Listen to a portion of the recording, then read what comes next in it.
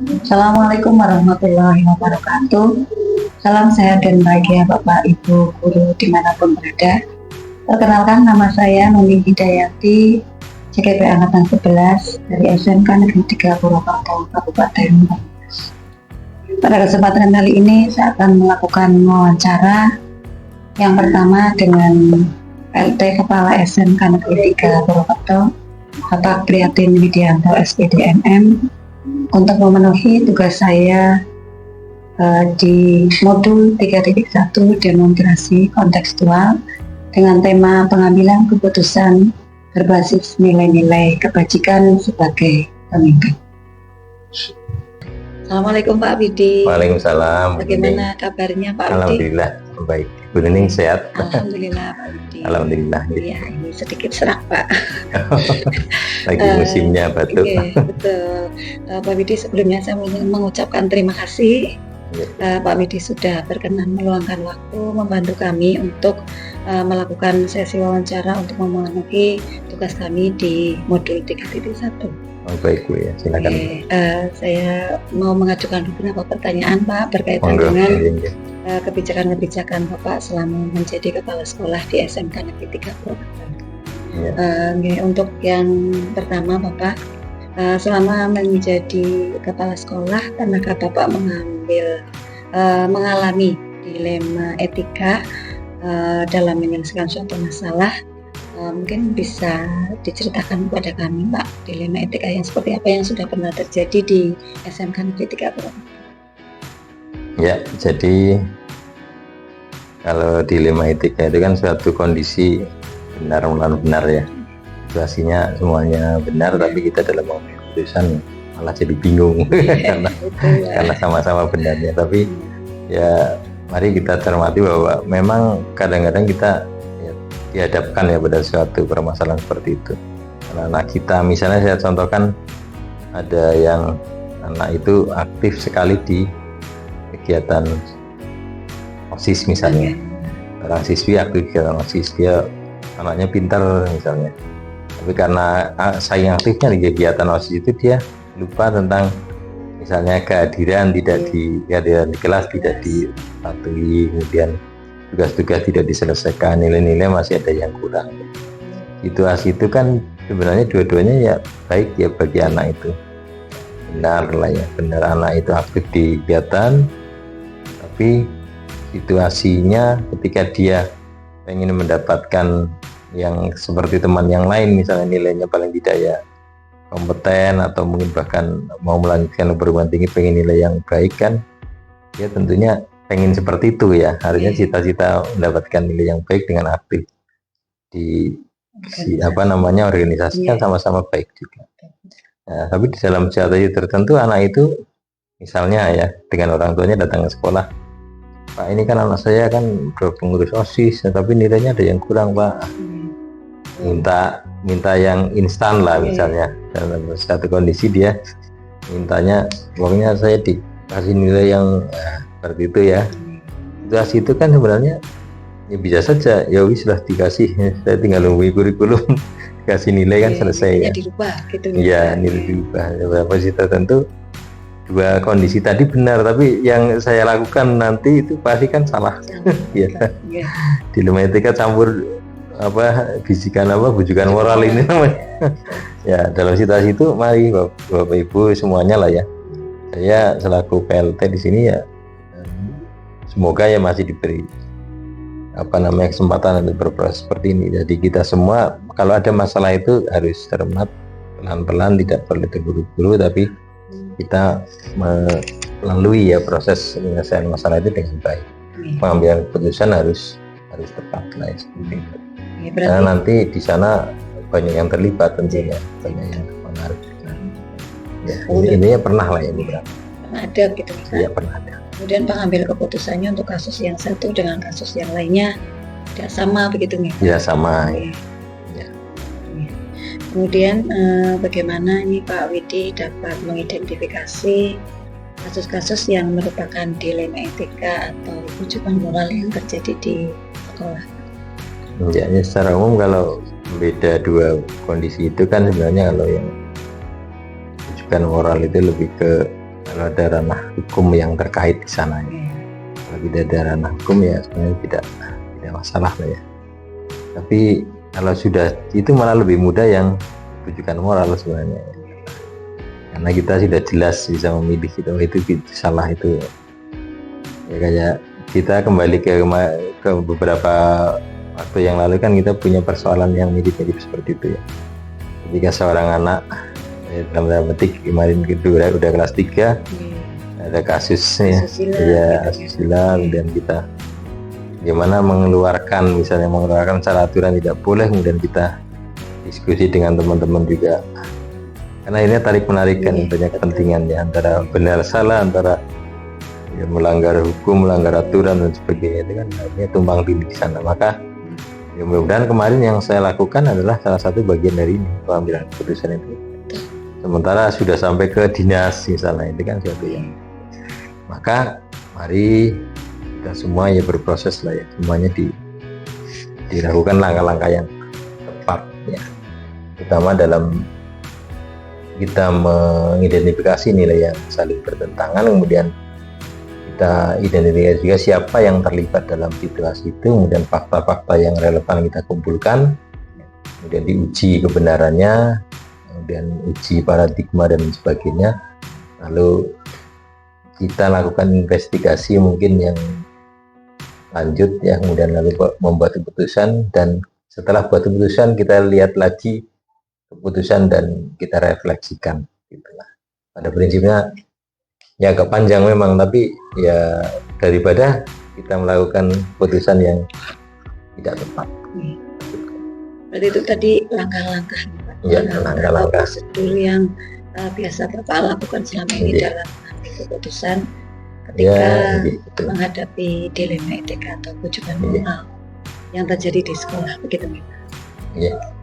Kemudian hal-hal apa saja yang selama ini Bapak anggap efektif dalam pengambilan keputusan pada kasus-kasus dilema etika? Ya, efektivitas itu tergantung dari seberapa cepat juga kita responnya ya, respon terhadap satu masalah. Kalau kita cepat merespon, kemudian ayo kita duduk bareng ya, komunikasikan dengan baik, lalu kita tadi langkah-langkah analisis identifikasi itu kita lakukan ya, nanti temu insya Allah. Jadi sangat tergantung dari kualitas komunikasi yang kita lakukan dari pihak-pihak yang terlibat. Komunikasi yang efektif begitu ya Pak. Betul. Saling memberi informasi yang utuh, kemudian saling mendukung juga ketika ada pengambilan keputusan gitu. Betul.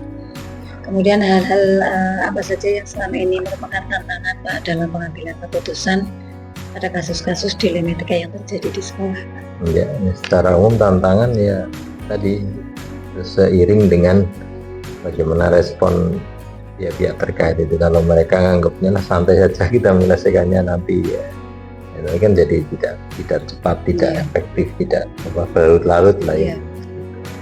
Jadi siswa mungkin yang terlibat ya kita beri pengertian untuk proaktif, guru-guru juga kita upayakan untuk bahwa menganggap semua persoalan itu ya penting dalam satu.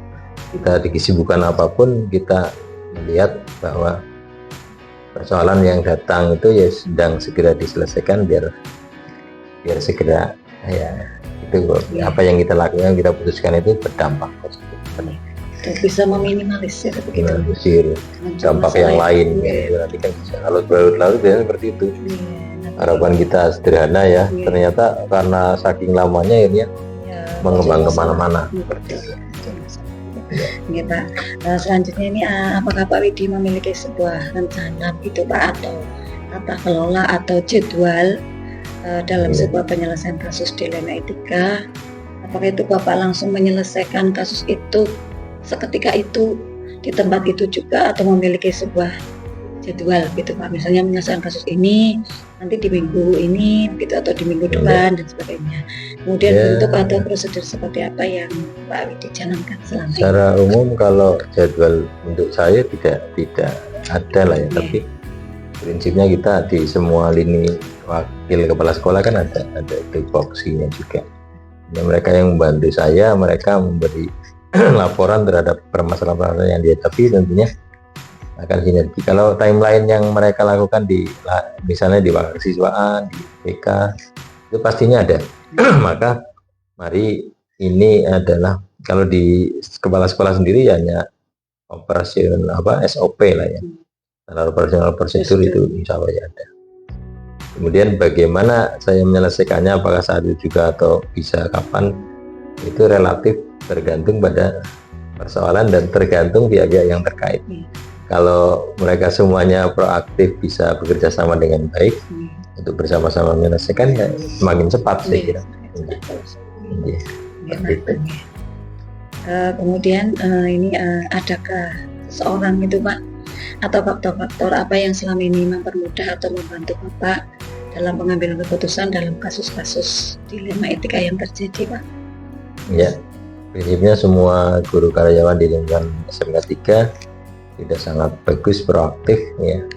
Wakil kepala sekolah, terutama siswaan, maka kurikulum, kemudian bidang sarpras, mungkin KTU ya, PLT KTU, sampai dengan di BK, semua lini lah ya, itu sangat memberi andil kepada kami. Artinya mari bersama-sama Bapak Ibu semua, kita punya masalah dilema muncul itu kan kadang-kadang hanya karena kita nggak berani memutuskan, tapi terlalu berani juga berbahaya, untuk salah ternyata. Maka mari Bapak Ibu, kita prinsipnya kita memberi pelayanan kepada anak. Apa yang kita lakukan, kalau itu dasarnya sesuatu yang sudah melalui proses musyawarah, diskusi yang baik, komunikasi yang efektif, tentunya akan menghasilkan keputusan yang baik juga. Jadi prinsip pengambilan keputusan berdasarkan nilai kebajikan itu menjadi moto terdepannya harusnya, sehingga semuanya yang penting untuk kebajikan, untuk nilai-nilai kebaikan, kebenarannya jangan dibuang, seperti itu. Dan setiap keputusan itu harus berpihak pada murid, begitu intinya. Betul ya, karena kita pelanggan kita yang utama adalah peserta didik, sehingga mereka yang harus menjadi prioritas pelayanan kita. Baik Pak Widi, dari semua hal yang tadi sudah disampaikan gitu Pak, ya. Ini pembelajaran yang dapat Bapak petik dari pengalaman Bapak yang sudah dialami kemarin, dari kasus-kasus yang dialami berdasarkan ketika Bapak itu mengambil keputusan untuk dilema etika gitu Pak. Mungkin bisa berbagi dengan kami pengalaman yang sudah Bapak alami dari kasus-kasus yang terjadi. Ya, secara umum ya semua kejadian kan mau meninggalkan biasanya ya. Setiap kejadian meninggalkan sama seperti setiap kita melangkah di muka bumi pasti meninggalkan jejak, entah itu jejak telapak kaki atau jejak sepatu, itu kan sama. Artinya semua pembelajaran yang kita ambil dari semua peristiwa itu, ya kita harus semakin menjadi arif. Jadi, pelayanan kita kepada siswa ya dasarnya arif, bijak ya. Kebajikan kan sana, ujung tombaknya sana. Sehingga mari ini menjadi, tidak ada lah orang hidup itu pengen temu masalah, betul. Apalagi masalahnya serius, masalah hukum kan nggak ada. Faktor manusiawi sama lah saya kira. Artinya kalau mereka bilalah ketemu masalah itu kan, ya kan, tidak karena sengaja ya.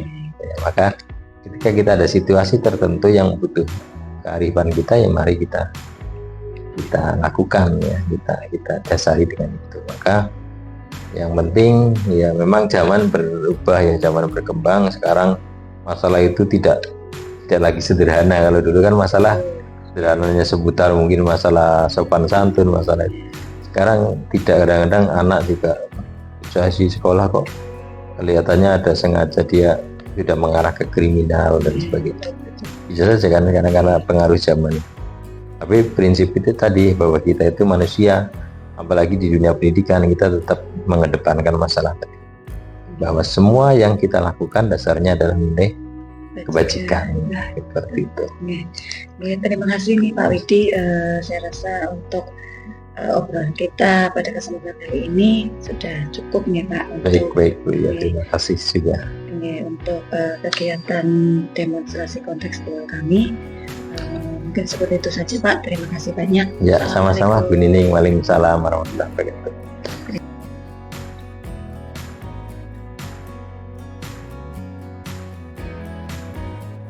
Assalamualaikum warahmatullahi wabarakatuh. Bapak Ibu guru hebat dimanapun berada, pada kesempatan kali ini kami akan melanjutkan diskusi yang kedua yang akan dilakukan bersama dengan Kepala SMK Swagaya 1 Purwokerto, Bapak Jumari SPD MPI.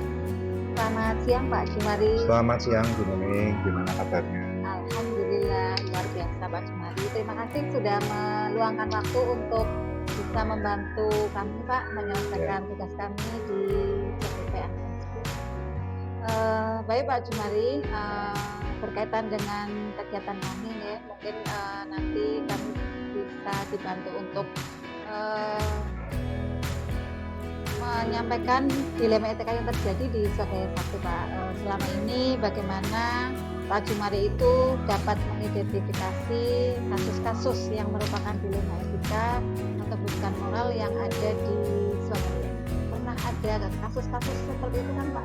Tentunya ada ya, Iya. karena kita mengelola SDM yang cukup banyak, baik gurunya maupun siswanya, sehingga kasus dilema etika itu pasti pernah terjadi.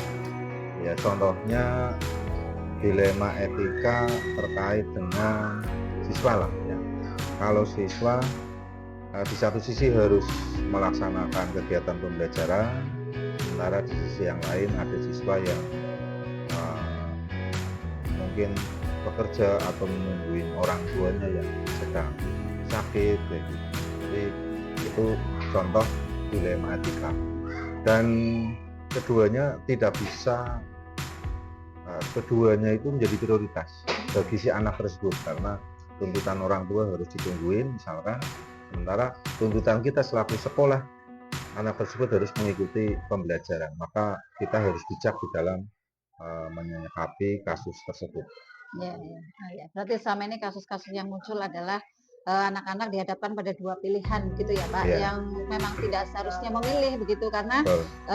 itu sama-sama kewajiban anak di rumah, kemudian siswa di sekolah Ya, gitu. betul. Kemudian selama ini bagaimana Pak Jumari itu menjalankan pengambilan keputusan di sekolah, terutama untuk kasus-kasus di mana ada dua kepentingan yang sama-sama benar atau sama-sama mengandung nilai kebijakan. Saya biasanya di dalam menyelesaikan kasus itu melibatkan tim manajemen untuk diskusi, menyelesaikan permasalahan itu, terus menggali informasi dari teman-teman seperti apa permasalahannya, dan harapan kami dengan keputusan yang diambil setelah kita diskusikan dengan tim itu menjadi keputusan yang tepat dan tidak muncul permasalahan berikutnya gitu. Jadi tidak berulang. Paling tidak permasalahan itu bisa diminimalisir. Ya. Oke baik Pak, kemudian langkah-langkahnya atau prosedur seperti apa yang biasa dilakukan Pak Jumari selama ini ketika bertemu dengan masalah-masalah yang yang itu merupakan masalah dilema etika seperti itu? Ya, tadi di depan sudah sampaikan bahwa penyelesaiannya adalah tim, gitu ya. Karena tim tentunya saya menggali informasi dari berbagai pihak. Terus semuanya sudah kita kumpulkan, kita rangkum, terus kita identifikasi nilai-nilai tentang permasalahan tersebut. Lalu setelah kita identifikasikan, maka kita pertimbangkan dampak yang paling luas, terus kita diskusikan dari tengah tim, terus kita ambil keputusan dan kita laksanakan keputusan tersebut.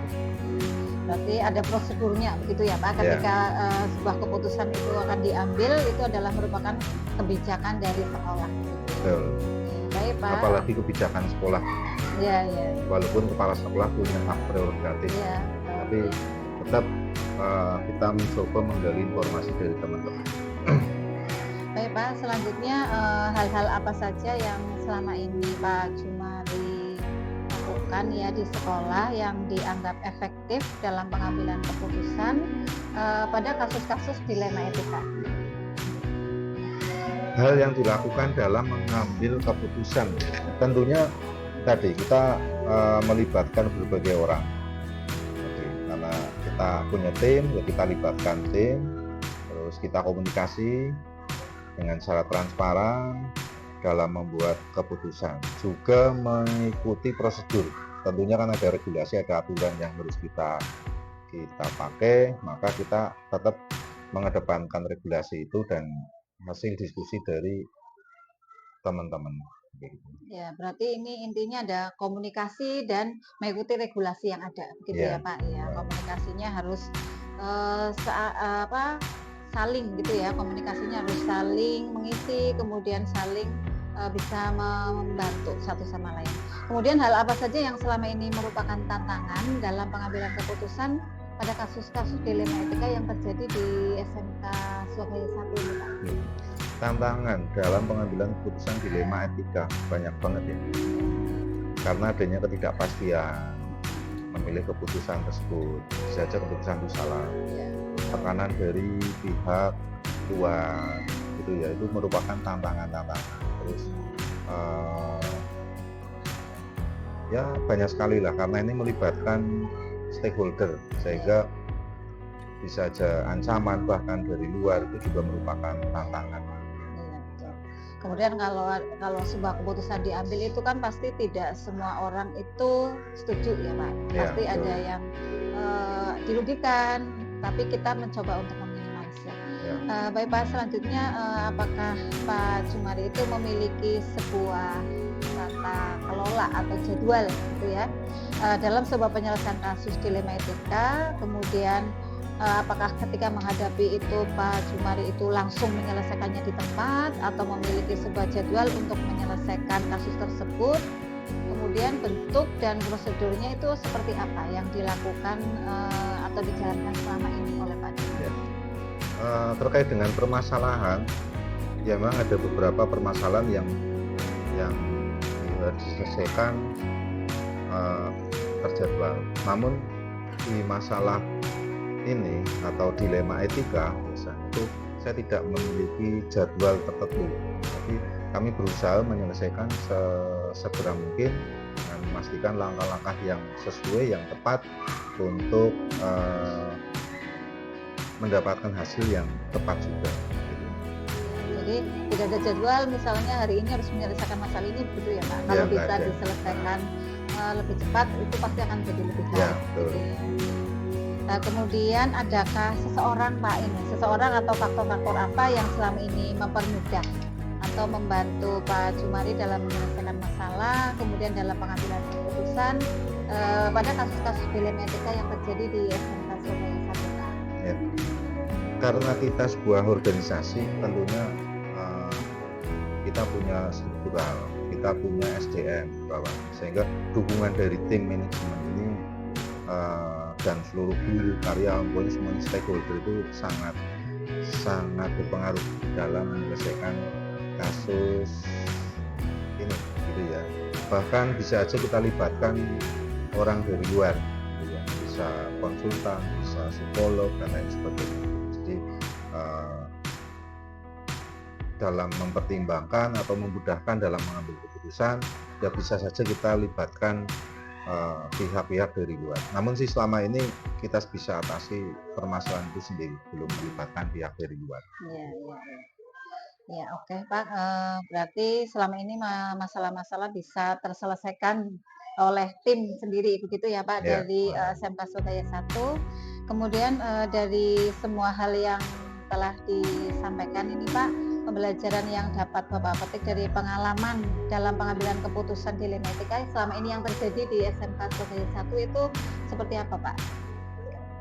Jadi saya belajar keterbukaan ya dan komunikasi dengan semua pihak di dalam pengambilan keputusan, karena ini hal yang penting untuk mempertimbangkan semua aspek dan dampak dari keputusan serta fleksibilitas untuk menyelesaikan menyampaikan keputusan. Jika diperlukan tentunya. Jika tidak, ya maka dengan hak prerogatifnya seorang kepala sekolah tentunya dengan mempertimbangkan tidak memunculkan permasalahan-permasalahan baru, maka kita ambil keputusan. Ya, oke Pak, terima kasih banyak ini. Saya rasa waktunya sudah cukup Pak. Saya mewawancarai Pak Jumari. Terima kasih atas jawaban-jawabannya yang sudah pasti ini sudah membantu kami di kegiatan CGP untuk memenuhi tugas kami.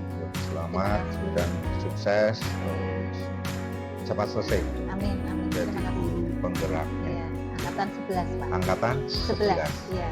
Oke, terima kasih Pak Jumari atas waktunya. Sama-sama. Baik Bapak Ibu guru semuanya, demikian wawancara kami dengan Bapak Jumari SPD EPD Kepala SMK Surabaya 1 Selamat. Terima kasih. Assalamualaikum warahmatullahi wabarakatuh. Waalaikumsalam.